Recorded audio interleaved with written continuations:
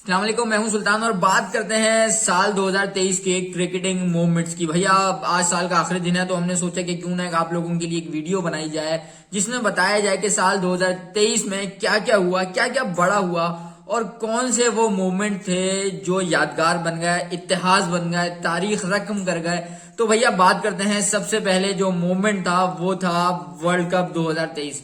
दुनिया क्रिकेट का सबसे बड़ा इवेंट था और भैया क्या इवेंट हुआ। भारत में ये शेड्यूल वर्ल्ड कप था जो कि जीता ऑस्ट्रेलिया ने। और क्या फाइनल था भैया, अहमदाबाद के अंदर फाइनल खेला गया। दुनिया क्रिकेट का सबसे बड़ा स्टेडियम, 1,32,000 तमाशाइयों की गुंजाइश थी, लेकिन उस फाइनल के अंदर कोई लगभग 1 लाख के करीब लोग थे।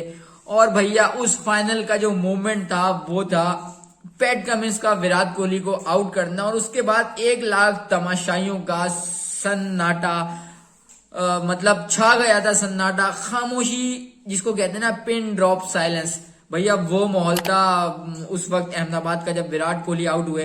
तो मेरे नजदीक इस साल का जो मोमेंट था वो था 2023 के वर्ल्ड कप का फाइनल, जब 1 लाख का क्राउड हो जाता है खामोश।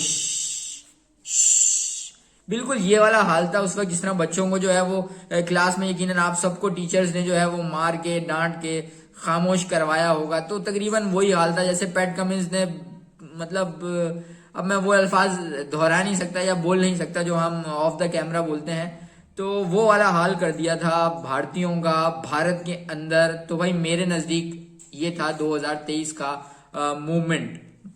यकीनन आप लोगों के भी मुख्तलिफ होंगे, हर किसी का अपना होगा। यकीनन आप भी अपने जो मोमेंट हैं वो शेयर कीजिएगा लाजमी कमेंट सेक्शन में और नीचे बताइएगा कि आपको क्या लगा।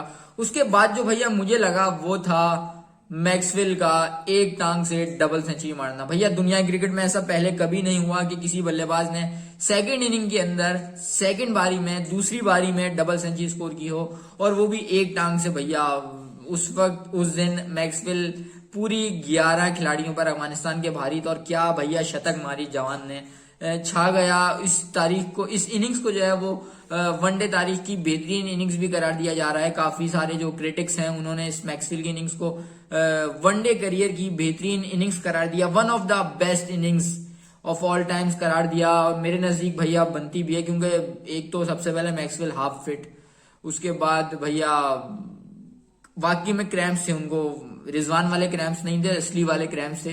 तो भैया एक टांग से बैटिंग करना, फिर सामने जो अटैक था मोहम्मद नबी, मुजीबुर रहमान और राशिद खान, यार क्या भैया, तीनों स्पिनर्स कमाल के स्पिनर्स हैं। फिर बॉलिंग फास्ट बॉलर्स भी कोई इतने बुरे नहीं थे, नवीन थे उनके पास, फजलुल हक फारूकी थे उनके पास। उसके बावजूद डबल सेंचुरी मारना भैया, ऐसी इनिंग्स बार बार नहीं खेली जाती और मुझे नहीं लगता कि इस तरह की इनिंग्स दोबारा कभी खेली जाएंगी। उसके बाद अगर हम बात करें अगर किसी और मोमेंट की, तो मुझे याद आ रहा है ट्रेविस हेड की भैया सेंचुरी फाइनल में।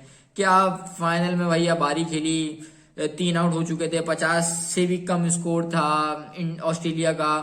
ऐसे में भैया सेंचुरी मारना, वो भी क्या बॉलिंग अटैक था। मोहम्मद शामी अपने करियर की बेहतरीन फॉर्म में थे, Bumrah, Kuldeep Yadav, Jadeja, Mohammed Siraj, you name it यार, मतलब क्या बॉलिंग अटैक था इंडिया का। और दूसरी चीज ये थी कि इंडिया की टीम 10 मैचेस लगातार जीतती हुई आ रही थी। फाइनल के अंदर होम ग्राउंड में 1 लाख का क्राउड था, हर चौके के ऊपर वहां सन्नाटा छा जाता था, हर विकेट के ऊपर जो शोर होता था भैया वहां, मतलब आपको पता है फिर यही जो इनिंग्स होती है ना, यही बल्लेबाज को बनाती हैं, ये खिलाड़ी को बताती हैं कि वो कितना बड़ा बल्लेबाज है। इसी तरह वर्ल्ड टेस्ट चैंपियनशिप के फाइनल में भी आपको याद होगा, इसी हेड ने जो है वो इसी इंडिया के खिलाफ सेंचुरी स्कोर की थी और ऑस्ट्रेलिया को वर्ल्ड टेस्ट चैंपियनशिप का फाइनल जितवाने में बहुत बड़ा हाथ था ट्रेविस हेड का, जो फाइनल लॉर्ड्स में खेला गया था इस साल ही वर्ल्ड टेस्ट चैंपियनशिप का।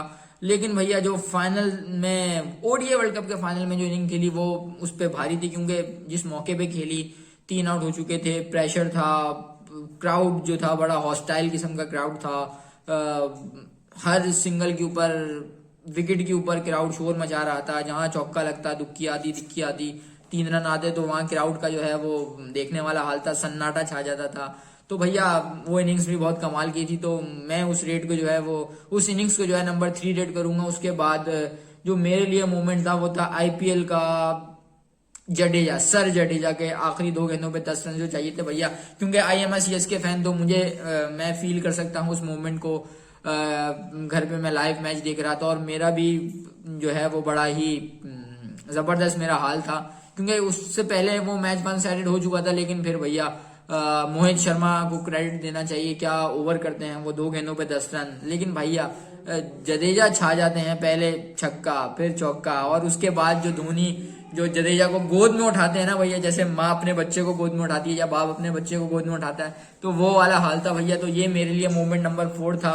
उसके बाद अगर हम बात करें तो भैया फखरे पाकिस्तान, फखर जमान की न्यूजीलैंड के खिलाफ शानदार डैडी 100 जिसको कहते हैं, और क्या धुआंधार 100 थी भैया। बेंगलोर का मैदान था, हमें एक मेहमत टोटल चेस करना था, ऑल्दो की बारिश हो गई थी, लेकिन उससे पहले भी फखर जमान ने क्या स्टार्ट किया था भैया, और क्या छक्के मारे थे। मतलब लापे होते ना, घुमा घुमा के मारना। सफेद गेंद जो थी वो लाल हो चुकी थी, इतना मारा था फखर जमान ने। तो मेरे लिए ये भी जो है वो एक मोमेंट है इस साल का। उसके अलावा भी और भी बहुत सी चीजें हुई हैं जो कि काफी अच्छी हुई हैं, लेकिन भैया जो मोमेंट था ना वो था भाई पैट कमिंस का 1 लाख लोगों को खामोश करना। अच्छा, उसके बाद कुछ ऐसे मोमेंट भी थे जो बीइंग अ पाकिस्तानी मेरे लिए काफी तकलीफ देते, खासतौर पे जब हम वर्ल्ड कप के अंदर अफगानिस्तान से हारे। उससे पहले भी हम अफगानिस्तान से शारजा में हारे, लेकिन वो इतना तकलीफ दे नहीं था, क्योंकि हमारी एक बी टीम खेल रही थी। बाबर आजम नहीं थे, रिजवान नहीं थे, शाहीन नहीं थे, शादाब खान उस टीम की कप्तानी कर रहे थे। लेकिन वर्ल्ड कप के अंदर हमारी फुल स्ट्रेंथ टीम थी। अफगानिस्तान से हारना यार बड़ा ही अजीब लगता है। तो वो मैच जो हम हारे, उसके बाद खैर फिर जो सीन्स थे वो काफी तकलीफ दे थे मेरे लिए, बीइंग अ पाकिस्तानी, आप सबके लिए। लेकिन वो जो मोमेंट था ना भैया, वो था पाकिस्तान का हारना नहीं, वो था बेगानी शादी में अब्दुल्ला दीवाना। मैं बात कर रहा हूँ इरफान पठान की भैया, जो नाच रहे थे, डांस कर रहे थे, क्योंकि पाकिस्तान हार गया था। तो ये भारतीयों की छोटी छोटी खुशियां हैं, ये इरफान पठान का ग्रेस है, जो अक्सर वो हम पड़ोसियों को बोलते हैं कि वेयर इज द ग्रेस, या एक्सेप्ट डिफीट ग्रेसफुली। तो ये था मेरे लिए भी एक मूवमेंट था, क्योंकि भैया इस मूवमेंट ने काफी स्पार्क सा पैदा कर दिया था दोनों टीमों के फैंस के अंदर। काफी ज्यादा नफरत थी इरफान पठान के लिए यहाँ पाकिस्तान में। तो ये भी मेरे लिए एक मूवमेंट है क्रिकेट 2023 की। इसके अलावा भी और हैं, लेकिन ये जो थी ना, मैंने आपसे 6 से 7 जो शेयर की, ये हाईलाइट थी। उसके बाद अगर हम एशिया कप की बात करें तो भैया शाहीन आफरीदी का स्पेल जो था वो धमाकेदार स्पेल था। क्या बॉलिंग की भैया उन्होंने, रोहित शर्मा, विराट कोहली, क्या कमाल गेंदबाजी थी भैया। तो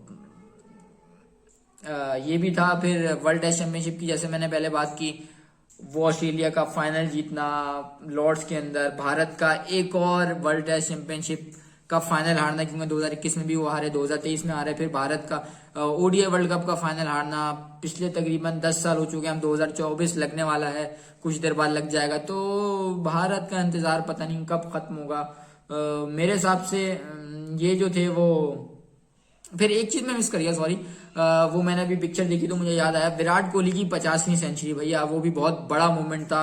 खासतौर पे जब सामने पवेलियन के अंदर जो है स्टैंड्स में उन्हीं के आइडियल सचिन तेंदुलकर बैठे हुए थे, उनके सामने उन्होंने 50वीं सेंचुरी स्कोर की, और वो दुनिया क्रिकेट के पहले बल्लेबाज बन गए जिन्होंने ओडीआई क्रिकेट में 50 सेंचुरियां स्कोर की हैं। मुझे नहीं लगता कि अब ये रिकॉर्ड कोई तोड़ पाएगा। मैं लिख के दे सकता हूं कि मुझे नहीं लगता अब ये रिकॉर्ड टूटेगा, और इसकी वजह ये है, ऐसा नहीं है कि उनके बाद बल्लेबाज आना बंद हो गया है, उन्हीं की टीम में उनसे बहुत बड़े बड़े टैलेंटेड बल्लेबाज हैं। शुभमन गिल को ले लें, ऋतु गायकवाड को ले लें, फिर जायसवाल जिस तरह के प्लेयर हैं।